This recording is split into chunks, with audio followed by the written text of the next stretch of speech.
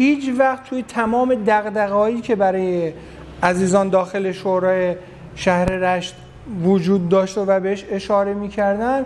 ما هیچ وقت از گردشگری شهر رشت چیزی به عنوان یک طرح، یک ایده و یک چشمانداز ندیدیم ازشون و اگر هم صحبتی شد متاسفانه تمرکز روی گردشگری خوراک و در تو حوزه خوراک که با جشنواره‌ها و حالا مراسم‌های مختلف که متاسفانه تو همون هم ضعف بسیار داشتیم و نتونستیم زمانی که رشت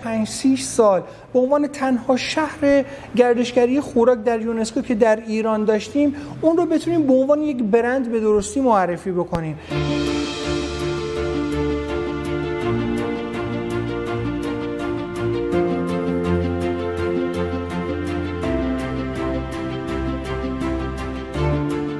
خونه ابریشمی کلا دست به بنیاد نخبگانه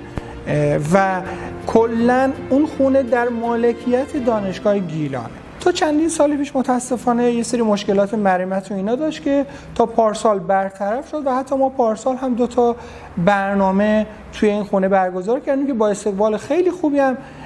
همراه بود و اتفاقا خیلی هم خوب بود، همه چیز ترتمیز و خوب، مرمت هم به درستی انجام شده بود. تا قبل از این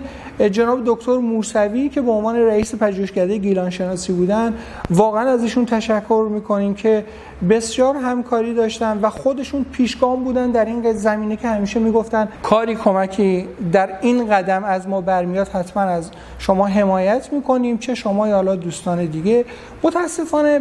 دانشگاه گیلان واحد مطالعات و پژوهشش خب خیلی میتونه کمک کننده باشه تو بار علمی تو حوزه گردشگری. خب بحثی که ما مطرح کردیم در مورد دانشگاه و متاسفانه ریاست محترم دانشگاه این بود که ما که برای یه سری هماهنگی‌ها خدمت ایشون رفته بودیم، حالا با رفتار نادرستی مواجه شدیم، مثلا در حد همین که جلوی در ما رو نگه داشتن به صورت سرپا و درخواست ما رو اونجا از ما شدن، در صورتی که حالا انتظار میرفت که دعوت میشد بشینیم صحبت بکنیم و علاوه بر این رفتار هیچ گونه همکاری مبنی بر این که ما بتونیم بازدید داشته باشیم از این بنا نداشتن. حالا دلایل خودشون آوردن، گفتن ما باید نمیدونم تیم حراست و تیم نمیدونم مرمت و همین اینا در جمع باشن، اصلا اونجا قابلیت این رو داره نداره. البته خب از یه جنبه درسته کاملا، اما وقتی پتانسیلی آماده برای ارائه هست متاسفانه نمیدونم چرا این اینرسی و این مقاومت وجود داره.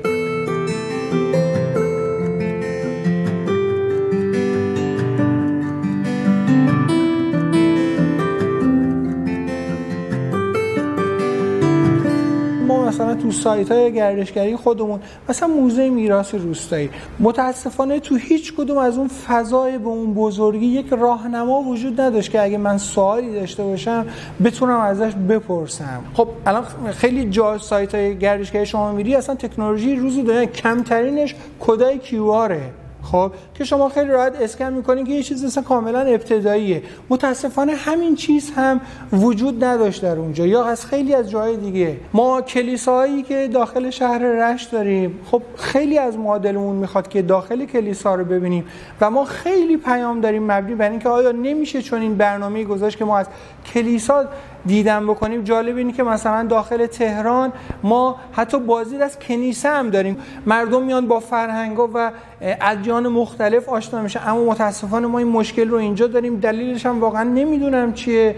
و علاوه بر اون یک سری جاهای دیگه مثل موزه پست زمانی که داشت افتتاح میشد قشنگ تو بوق کرنا شد نمیدونم اولین موزه پست دنیا و نمیدونم موزه مدرسه دنیا، اما متاسفانه شما نمیتونی برید از این موزه‌ای که توی مرکز شهر دیدن بکنید، حالا به دلایل مختلفی که دوستان و عزیزان بیان میکنن، یا بناهای دیگه‌ای که مثلا آدم‌های بزرگی مثل قبر استاد پورداوود ما ادعا نداریم که اونجا باز بشه چون حالا گیریم یک مقبره خصوصی ما بخوایم، اما میتونه ظاهر اون بنا و اون فضایی که یکی از بزرگان ادب و فرهنگ ایران داخلش آرامگاهش وجود داره حداقل یک ظاهر مناسب تری داشته باشه و شما همینو برعکسش کن. فرض کن همه این پتانسیل ها قابلیت بازدید براش وجود داشته باشه، اون موقع چه اتفاقی میتونه برای گردشگری شهر رشت بیفته؟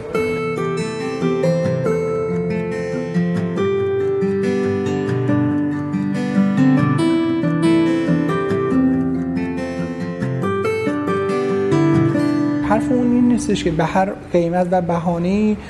گردشگر جذب این استان بشه و بتونیم اون رو رونق بدیم داخل استان. نه، بحث ما بحث از پایداری گردشگری. وقتی ما از پایداری گردشگری صحبت میکنیم در استان گیلان، استانی که بیسش طبیعته و متاسفانه مثل شهرها و استانهای شمالی با ورود گردشگر یک آسیب خیلی جدی بهش وارد میشه. ما اگه نتونیم به درستی مدیریت بکنیم و با یک برنامه‌ریزی درست گردشگر رو هدایت بکنیم و اون جامعه محلی رو به اون آموزش و درک درست برسونیم، متاسفانه با خطرات جدی مواجه میشیم.